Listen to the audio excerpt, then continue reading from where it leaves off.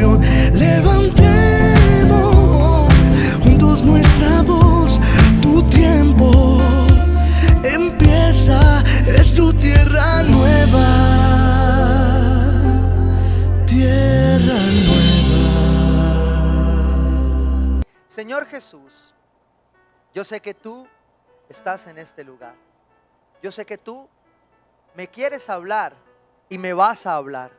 Ayúdame a escuchar, a atender, pero especialmente hoy yo te clamo por mí practicar tu palabra, que es la verdad.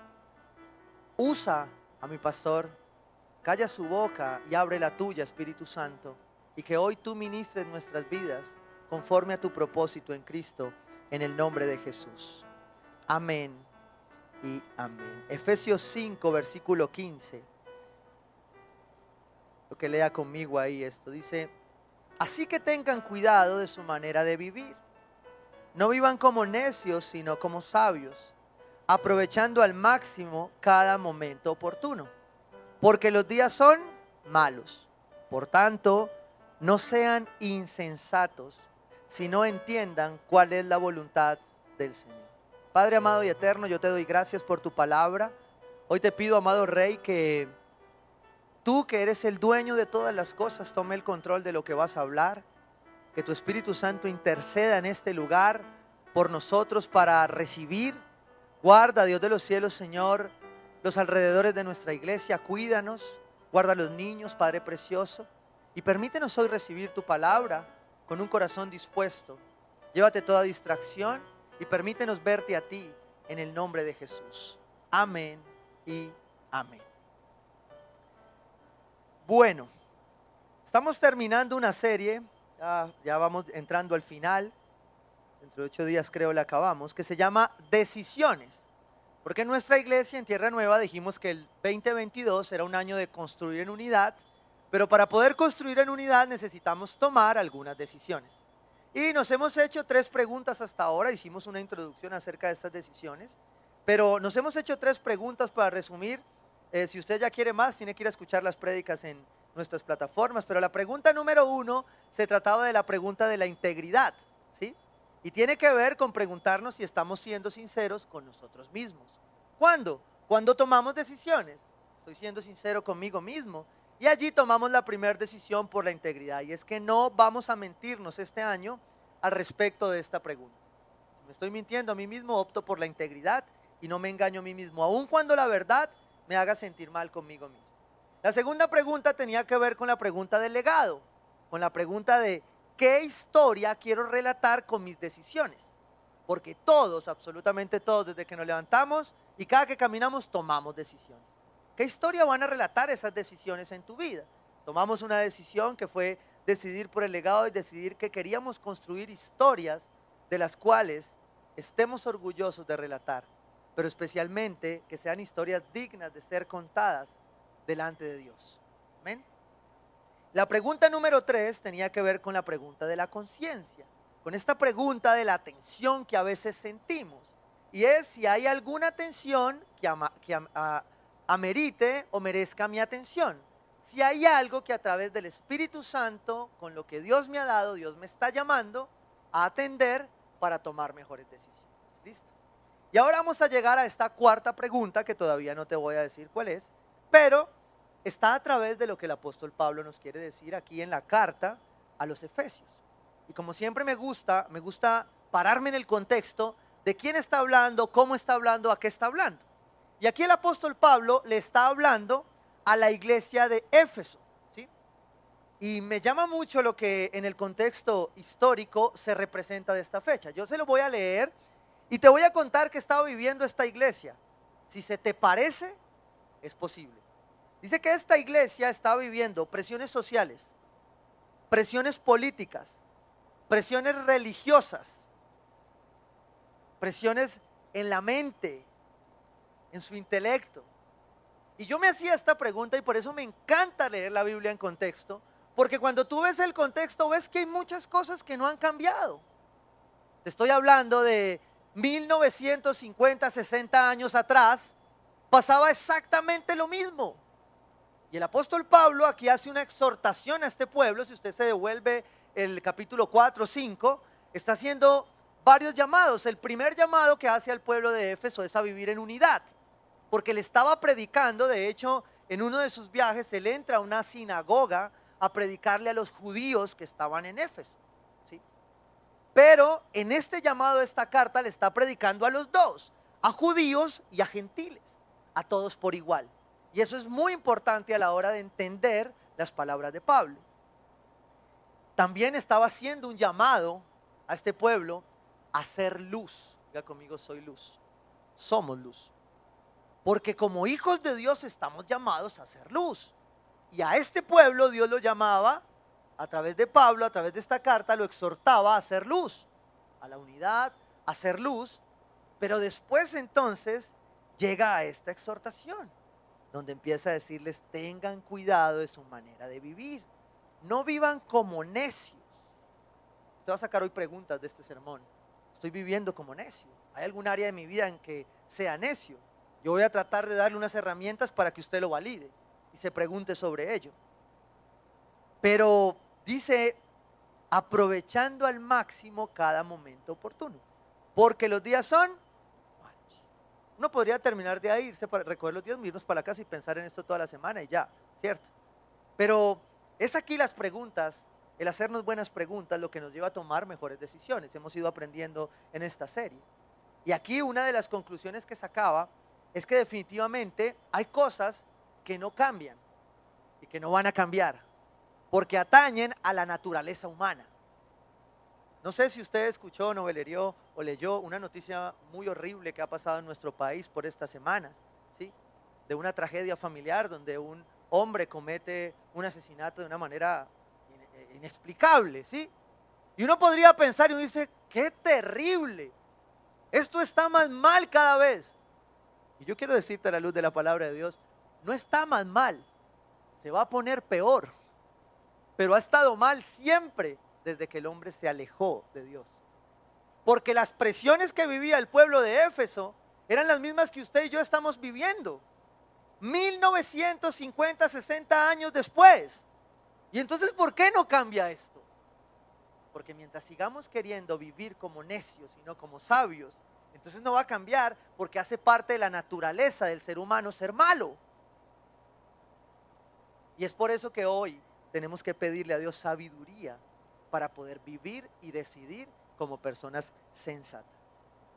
Si miráramos el texto directamente y lo resumiéramos en 3 puntos a nivel de introducción, podríamos ver sencillamente 3 instrucciones que Pablo nos da.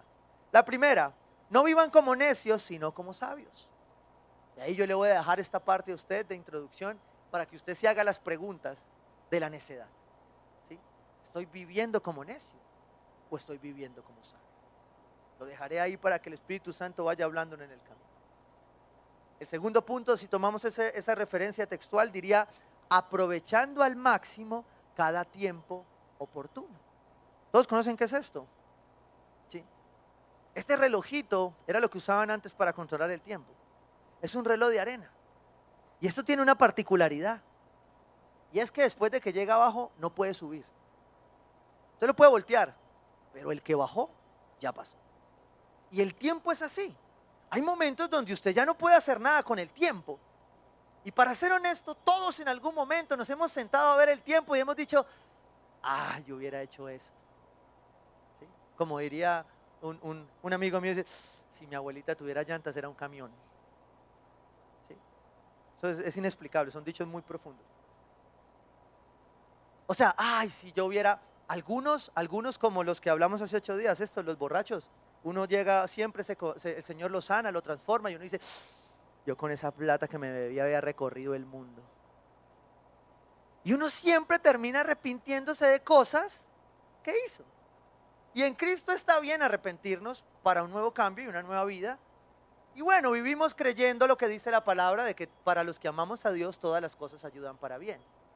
Pero a la hora de la verdad, cuando nos sentamos, todos hubiésemos querido no haber perdido el tiempo en algunas cosas.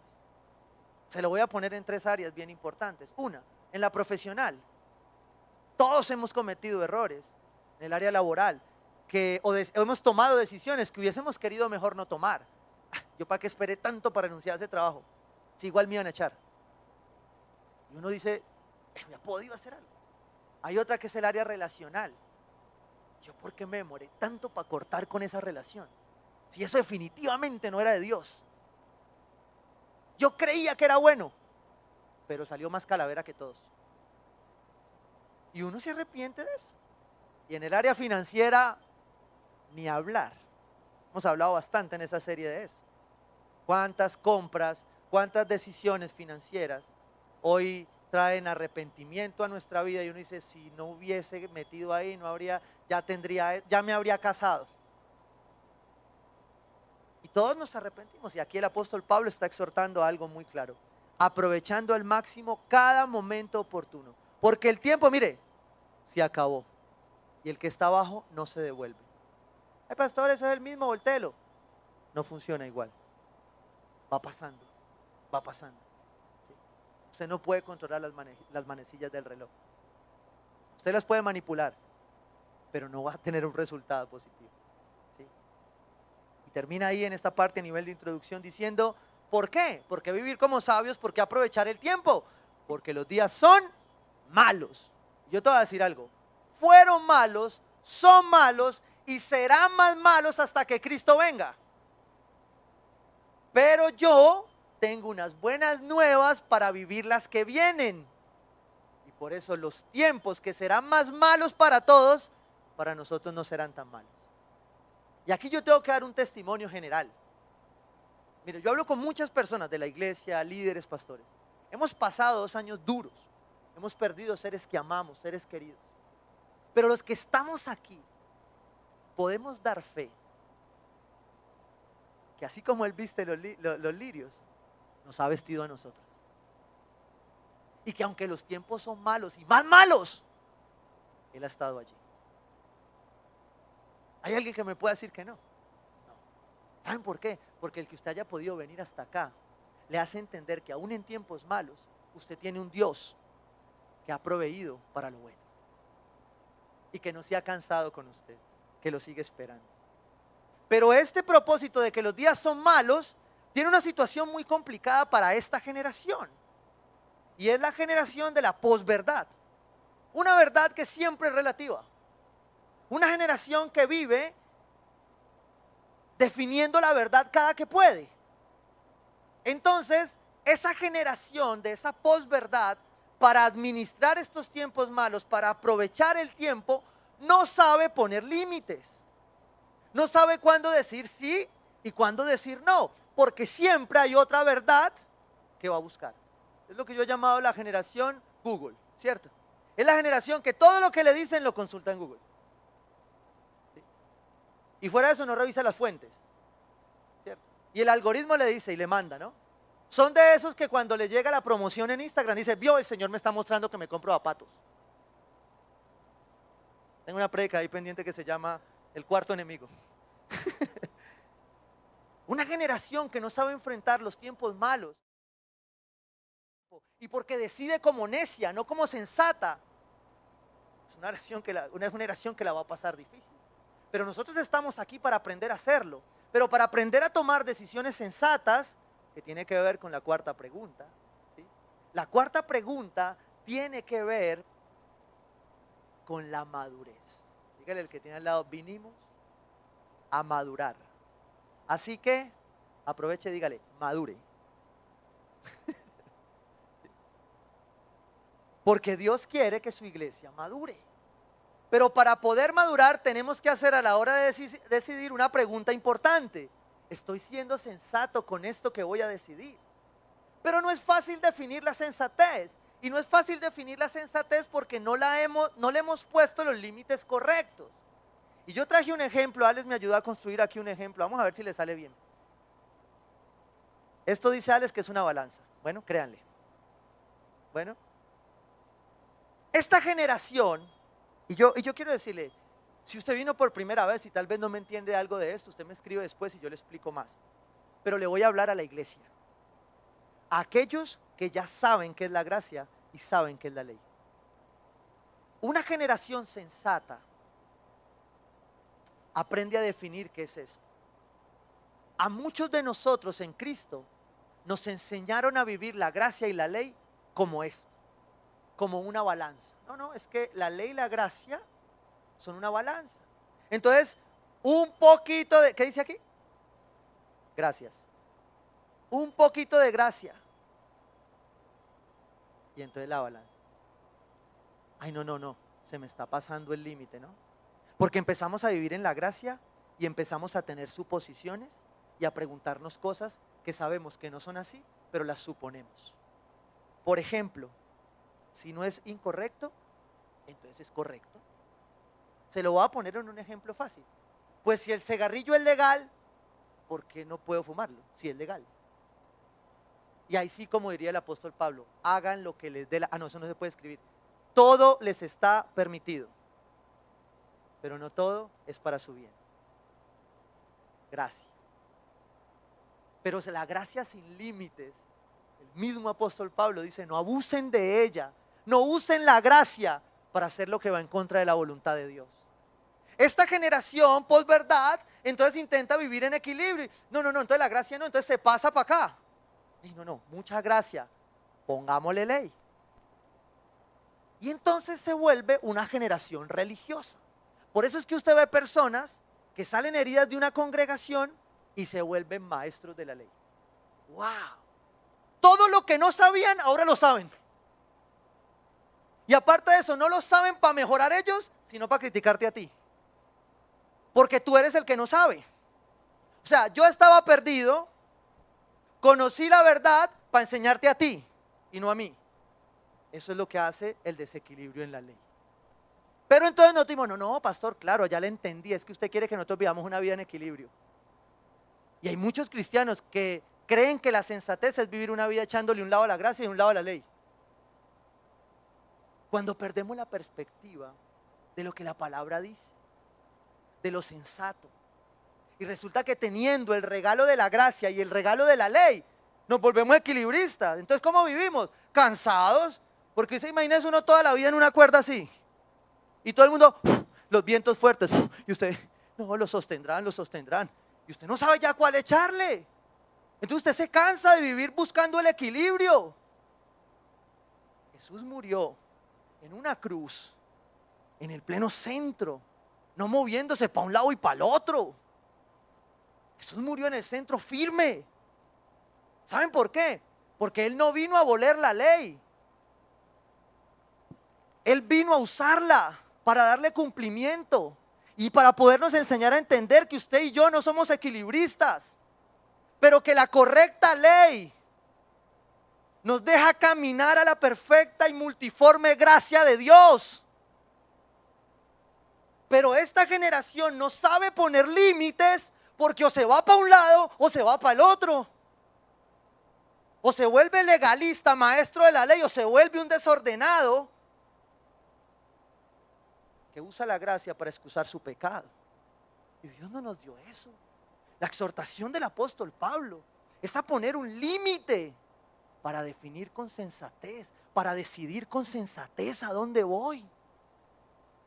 Para yo hacerme esta pregunta, después de haberme preguntado si estaba siendo sincero conmigo mismo, si esta es la historia que yo quiero escribir, si esto es lo que me dice mi conciencia, el Espíritu Santo a través de ella. Entonces yo ahora me pregunto, Señor, usa la ley y la gracia que me has dado para tomar decisiones más sensatas, para decirle a esta generación que no siempre lo legal es bueno, porque hay cosas que ya son legales que a la luz del principio no son buenas. Y hay más cosas que van a ser legales y no van a ser buenas. Y te tengo una peor noticia. El problema no eres tú, el problema son tus hijos. El problema es que cuando tú te congracias con lo que está en contra de la voluntad de Dios y eres insensato y necio, los que recibirán serán tus hijos y tus nietos. Entonces lo que para ti es religiosidad, no es que muy evangélicos, pastor. El mundo lo usará para que tus hijos no crezcan, para que tus hijos no avancen. Y Dios no quiere eso. Dios no quiere que tú vivas en el límite entre lo legal y lo ilegal. Dios no quiere que tú vivas en el límite de lo responsable y lo responsable. Dios quiere que tú vivas por principios. Dios quiere que tú te muevas por lo que Él ya te dijo y que esta decisión que vas a tomar sea sensata. Mira, yo no sé, ¿quiénes tienen hijos acá? Ok. Los que son esposos, tienen hijos, todos saben, me van a confirmar si esto es así, por eso solo pasa en mi casa, no sé. Siempre hay un papá, los futboleros me van a entender, siempre hay un papá que marca en zona, ¿sí? Le voy a explicar cómo es en zona. Ahí le dejo el niño, lo cuida. Oiga, ¿qué hizo el niño? Allí está. Yo lo estoy viendo, ¿sí? Ese es el papá que marca en zona. Pero hay otro papá que marca presión. Donde está el niño está el papá, ¿sí? A ese papá es el que nunca le pasa, ¿sí? Supuestamente, ¿no? Pero siempre hay un papá que marca de una manera y marca de otra manera. Y yo le preguntaba al Señor, porque ahora en diciembre que hicimos una salida familiar, fuimos a un lugar, había una piscina.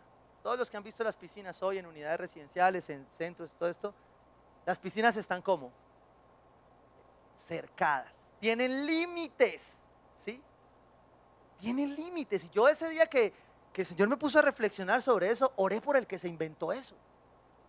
Yo dije, es un berraco. ¿Por qué ese no pensó ni en el de la zona ni en el de la presión? Pensó en lo sensato.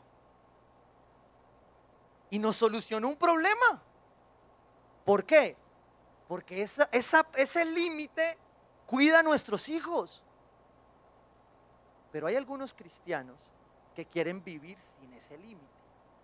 Entonces quieren vivir diciendo, yo lo manejo, yo lo controlo, una más no me va a sacar de aquí, ¿sí? Es solo un comentario, ¿sí? Eso no está mal, a mí me va a ir bien, o eso todo lo hacen. Viven sin el límite. Y cuando yo pensaba en eso y veía a mi hija, yo que soy de los que marcan zona, salía a presión.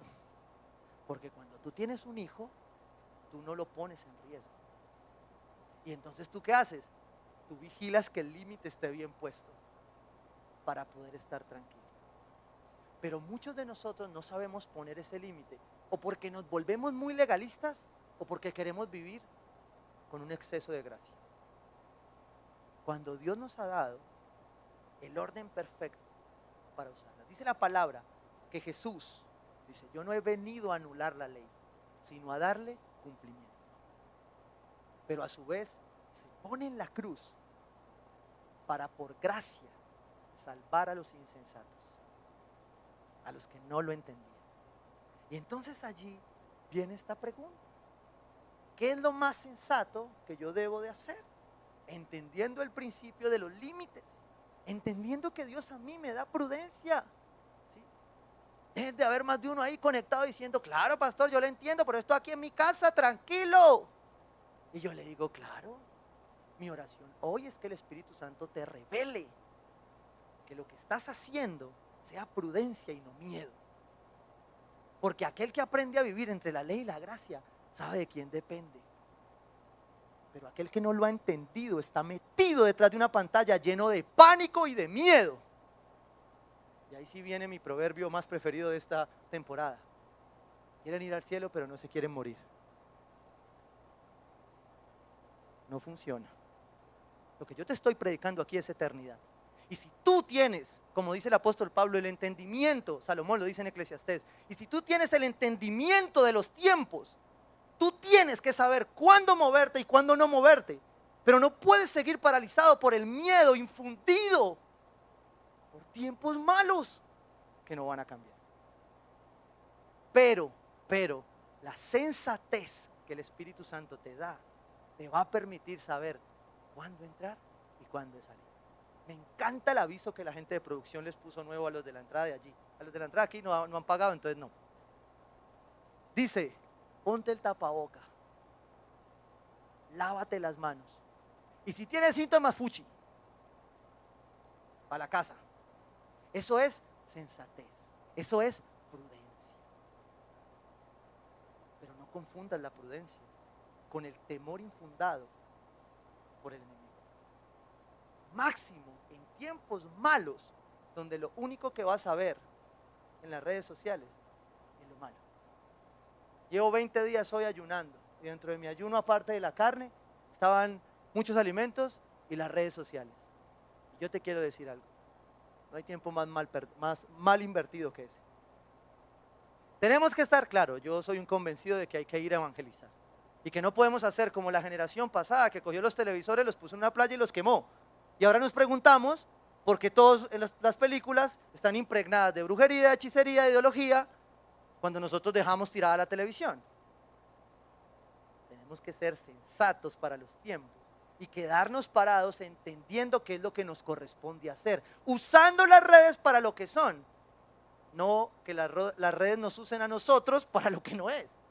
Y tú termines insensatamente presionado o oprimido por el enemigo. Pero volvamos a la sensatez. Efesios capítulo 5. Por tanto, no sean insensatos.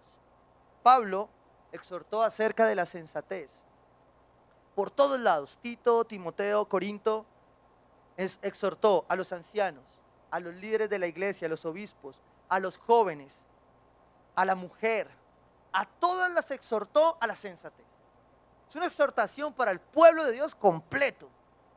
No tiene visos de género, de nada. Es una exhortación completa. Pero ¿cómo ser sensatos? ¿Cómo definir la sensatez? Yo quiero ir primero al texto bíblico, precisamente ahora en el ayuno. Daniel 1:4 dice que Daniel era escogido por la sensatez. Mire lo que dice la palabra. Debían ser jóvenes apuestos, ¿sí ves? Gente sensata. Y sin ningún defecto físico, que tuvieran aptitudes para aprender de todo. Aptitudes. Realmente no tenía nada que ver con lo físico. La parte física era una cualidad que este reino, que esta cultura babilónica colocaba. Pero lo que importaba realmente era la sensatez del corazón. No tenía nada que ver con el físico. Dice, para aprender de todo y que actuaran con sensatez. Jóvenes sabios, me encanta esto. Hay jóvenes aquí, menores de 99, amén, ¿cierto? La sensatez, la madurez, no es cuestión de tiempo, de edad. Jóvenes sabios, sensatos. Y yo te digo a ti, joven, si alguna vez creíste que por una mala decisión tú no puedes ser sensato, hoy Dios quita esa mentira.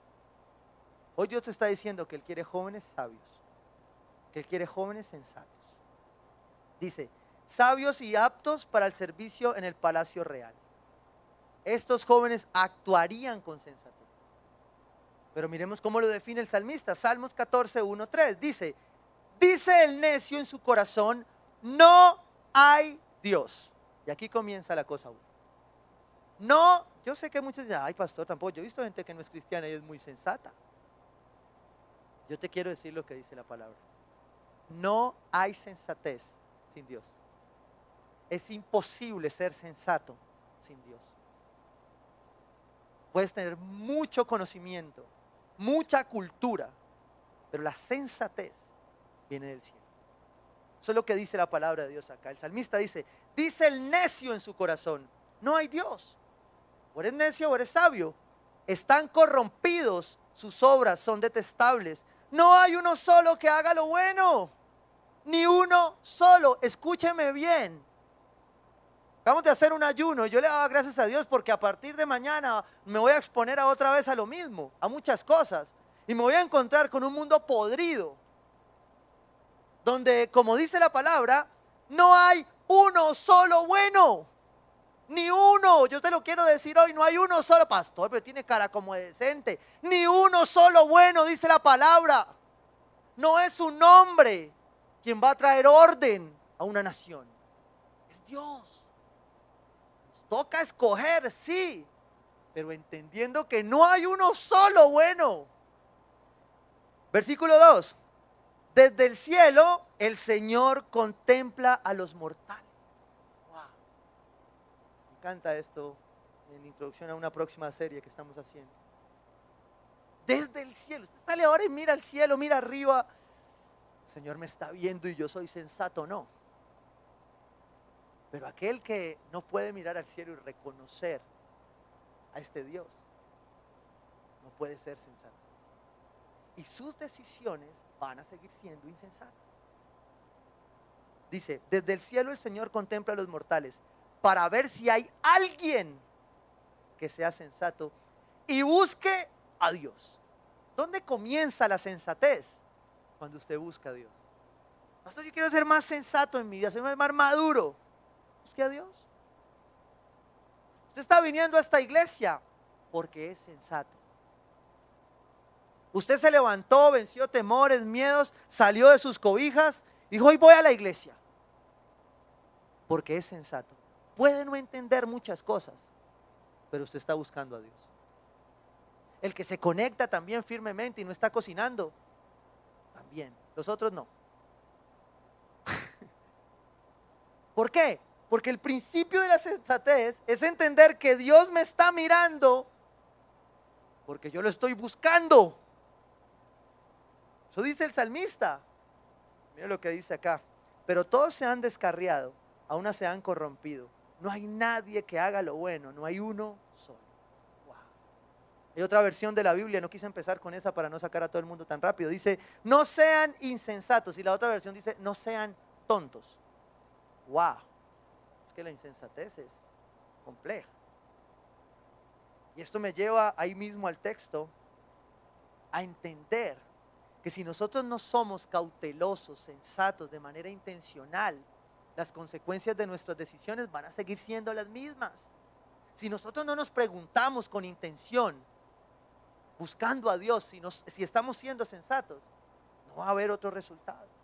Dicen por allí los pensadores que no hay forma de obtener el mismo resultado haciendo ¿qué? Lo mismo.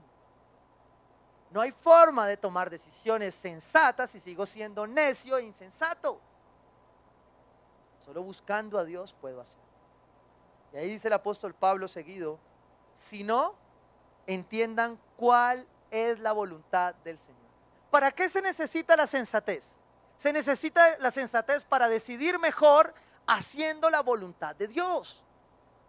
Los que somos padres sabemos que a veces no es fácil porque es mi decisión, más el corazón de mi hijo, más su futuro, más lo que yo no quiero que le pase mal. El problema ¿cuál es? Es que llega una etapa de nuestras vidas donde aún siendo, levanten la mano los hijos aquí, todos, ¿cierto? Todos somos hijos. Llega un momento aquí donde ya tú no decides por tus papás. Decides porque tu sensatez de buscar a Dios te enseñó a tomar mejores decisiones. Y ya tú tienes tus propias consecuencias. Porque si así fuera, si fuera contrario, pues nosotros creciendo, viendo un modelo de padre, estaríamos perfectamente listos para tomar buenas decisiones. Pero no funciona así. De hecho, los estudiosos en análisis se dan cuenta de que esta, que es una forma sensata de aprender, ¿sí?, es una de las maneras de tomar buenas decisiones. Pero la mala noticia es que de lo que yo te estoy diciendo, solo el 10% se te va a quedar. Y menos si no anotas. Solo el 10%. Y con eso vas a aprender a tomar algunas decisiones. Otros, por lo que ven que a otros les pasa. Hemos hablado de José, hemos hablado de David, hemos visto sus historias. La Biblia relata a muchos hombres de la fe cometiendo errores que uno diría, pues, ¿cómo cometió error? Yo ya no, yo eso no lo hago. Y termino haciéndolo. ¿Por qué? Y tengo un modelo que me dice que no. Porque la mayoría de nosotros solo aprende cuando está ahí en el límite, cuando está ahí en el riesgo, cuando ya no hay otra opción, cuando ya es todo o nada, o cuando lamentablemente te has tenido que quebrar, te has tenido que partir para Dios demostrarte que lo único que necesitabas era Él. Nuestra insensatez llega hasta allá. No sé si alguno vio una serie en Discovery que se llamaba Terapia de Choque. Era jóvenes que se llevaban hasta el límite, que no cambiaban. Jóvenes que caían en drogas, en robos, y los capturaban una y otra vez. Y no cambiaban. Y entonces para hacer que cambiaran, los llevaban al límite. a sus límites, los llevaban al límite donde ellos decían, me voy a morir, ¿qué hago aquí? Y ahí ellos tomaban una decisión. Sin embargo, no entendían. ¿Sabes por qué? Porque nosotros no aprendemos solo por lo que nos dicen, aún teniendo la palabra. Nosotros aprendemos por la sensatez que da el buscar a Dios y que Él venga a nosotros. Allí se transforma nuestra vida para tomar decisiones sensatas. Déjeme se lo explico de esta manera. Hay 3 puntos de referencia a la hora de hacerse esta pregunta. La pregunta ¿es sensato lo que voy a hacer? Y yo quiero que usted tome como referencia 3 áreas. 3 áreas muy importantes en su vida. La primera es el área profesional. La segunda es el área relacional. Y la tercera es el área financiera. Si quiere agregarle alguna más, agréguese la ministerial, física, no sé cuál sea. Pero esta parte del sermón, lo que sigue en adelante, tiene que ser práctico. Porque si no, no va a funcionar. Porque usted hoy, si es sensato, tiene que seguir tomando decisiones. El problema de esta pregunta es que cuando tú llegas a preguntarte, ¿es sensato lo que tengo que hacer? Puede generarte otra pregunta, ¿es sensato frente a qué? Y yo te voy a dar 3 límites, precisamente hablando de límites, con los cuales tú debes tomar la siguiente decisión. El primer límite es, Señor, ¿es sensato esto que voy a decidir? Lo primero que tienes que preguntarte aquí, la segunda pregunta es sensato frente a mi pasado? Frente a mis experiencias pasadas. Porque el pasado Dios no te lo puso ahí solo, perdóname la palabra, para fregarte la vida. No, tu pasado es tu experiencia. Y si eres sensato, usas tu pasado no para que te detengas, sino para pararte en él. Y poder impulsarte a través de la multiforme gracia de Dios a lo nuevo que Él tiene para ti. El pasado no se nos dio para condenarnos. O alguien que en una cruz rompió con ese pasado. Y Dios no te hace una falsa expectativa de cambiar tu pasado. No. O sea, Dios no opera como los superhéroes que intentan en sus perdóname la palabra, embarradas, tratar de cambiar el pasado. Todos los superhéroes ahora ustedes han visto, Marvel, DC, todos, intentan cambiar el pasado de sus errores. En nosotros no funciona así, quisiéramos a veces. Lo que pasa es que tenemos es una cruz que nos ayuda a entender nuestro pasado para que cuando lleguemos a la siguiente decisión digamos, pero si yo en el pasado frente a estas áreas voy a poner una financiera, yo decidí así y me fue mal, pues este es el momento en donde no puedo decidir de la misma manera. Tú no necesitas necesariamente el pasado de otro para tomar mejores decisiones en tu vida. Tu pasado es suficiente para no seguir siendo insensato y necio. Tu pasado dirige, te ayuda a dirigir lo que tú quieres, lo que Dios quiere para ti y especialmente lo que Dios quiere para tus hijos, para la siguiente generación. Ese es el primer límite. Y allí venía una ilustración a mi vida, los que tienen carro. ¿Alguien no tiene carro aquí? Sí, bastante. Cuando usted tiene un carro, usted tiene 3 espejos, ¿sí o no? Uno grande en el centro y 2 a los lados. Y solo uno gigante de frente. Porque Dios conoce que para ir hacia adelante de vez en cuando hay que saber qué pasa a los lados y qué pasa atrás. Entonces cuando usted sube a su carro y ve su espejo dice, atrás viene esto. Entonces yo intencionalmente, con sensatez, me ocupo de eso, para que eso no siga estorbando a mi vida. Porque Dios no va a cambiar tu pasado, pero sí te va a darte la libertad de Él para avanzar con sensatez hacia lo nuevo. Y es el primer límite que Dios pone. El siguiente límite tiene que ver con pararte en el presente. Es sensato lo que debo de hacer. Y allí tú tienes que mirar cómo estás. Me encantan estas alabanzas que los muchachos ponían en la unidad del Espíritu, porque precisamente habla, Señor, yo quiero decirte cómo estoy hoy. Yo no quiero desconocer cómo estoy. Quiero tomar una mejor decisión relacional. Quiero tomar una mejor decisión de una relación. Pero quiero reconocer que mi corazón no está listo para esa decisión. No puedes salir de una decisión roto y meterte en otra que te va a romper. Tienes que solucionar este roto, repararlo, pasar a la siguiente. Sin reparación, sin restauración, no pases a la otra. Mira, hay momentos en donde cuando usted se hace esta pregunta, ¿qué es lo más sensato que tengo que hacer? ¿Y sabe qué respuesta le va a dar el Espíritu Santo? Nada. ¿Cómo así? ¿Nada? ¿No tengo que hacer nada? No, nada. Es mejor que quede quieto. No decidas nada. ¿Por qué? Porque este es tiempo de proceso. Este es tiempo de espera. Este es tiempo de que busques al Dios de la sensatez. Mires arriba y le digas, Señor, necesito ser reparado. ¿Sí? Aplique el proverbio callejero que dice, vístame despacio, que voy de afán. ¿Por qué? Porque no estás listo. Y esto se lo digo a todos los hombres. Y a partir de ese sermón hubo una nueva instrucción para matrimonios. No caso a una persona que se haya roto en una relación si no ha estado un año sola. Ay, pastor, ¿y yo qué hago? Pues, si fue de atrás, la gracia. Si fue de aquí adelante, la ley. ¿Por qué? Porque cuando tú no reparas lo que se dañó por una mala decisión, ¿sí? Vas a caer en otro golpe. Y por eso Dios te deja mirar el pasado, observar tu presente, reconocerlo para sanarlo, restaurarlo, restituirlo, y que la siguiente pregunta, el siguiente límite, tenga que ver con qué es lo más sensato que tengo que hacer, teniendo en cuenta mi futuro, mis sueños, lo que Dios quiere para mí. A esto se refería el apóstol Pablo cuando decía que nos preocupáramos por el tiempo, por usarlo bien, porque ya no vale la pena seguir encerrados llorando a los que amamos porque no hicimos lo que teníamos que hacer. Siempre se lo digo a las personas, si a mí me pones a decidir entre vivir y morir amando, moriré amando, pero no escondido. ¿Por qué? Porque ese es el plan de Dios.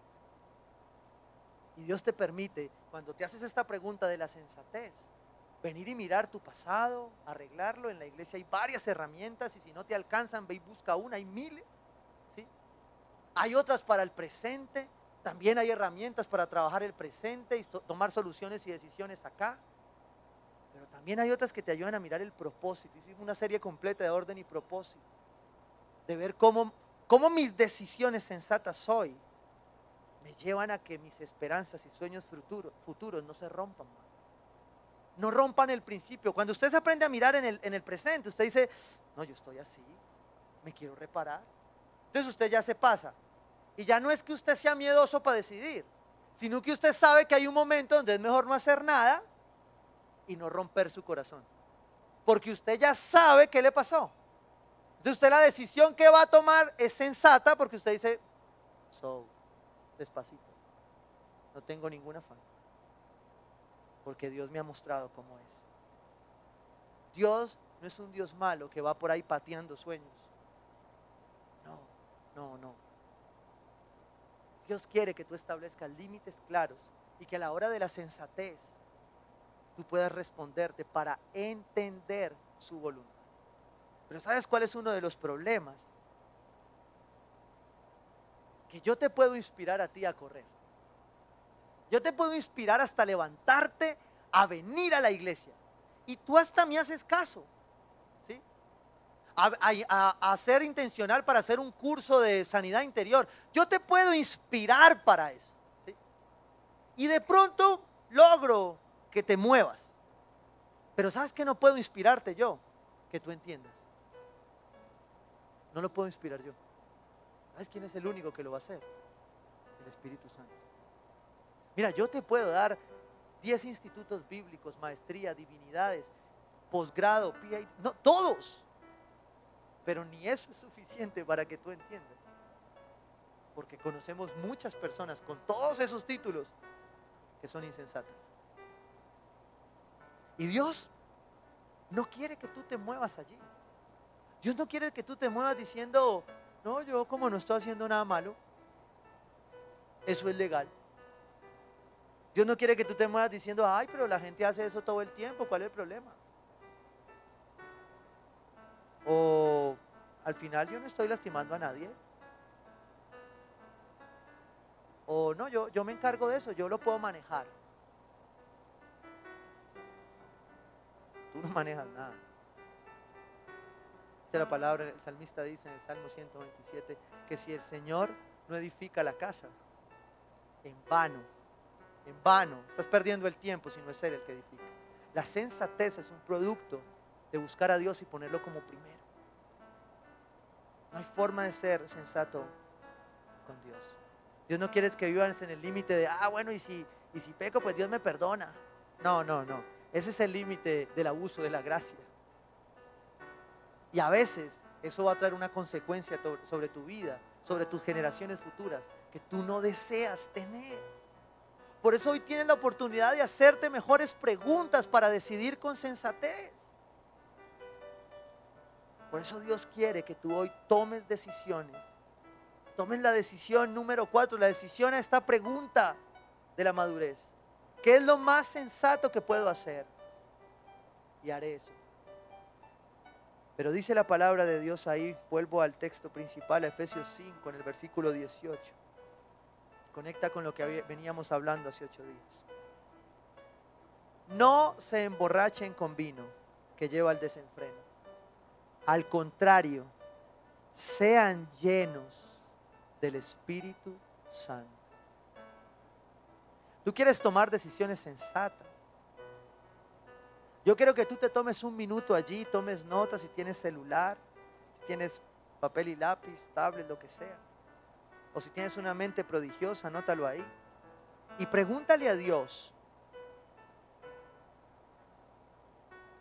Señor, en vista de mis experiencias pasadas, de mis circunstancias actuales y de mis esperanzas y sueños futuros, ¿qué es lo más sensato que puedo hacer con esta situación?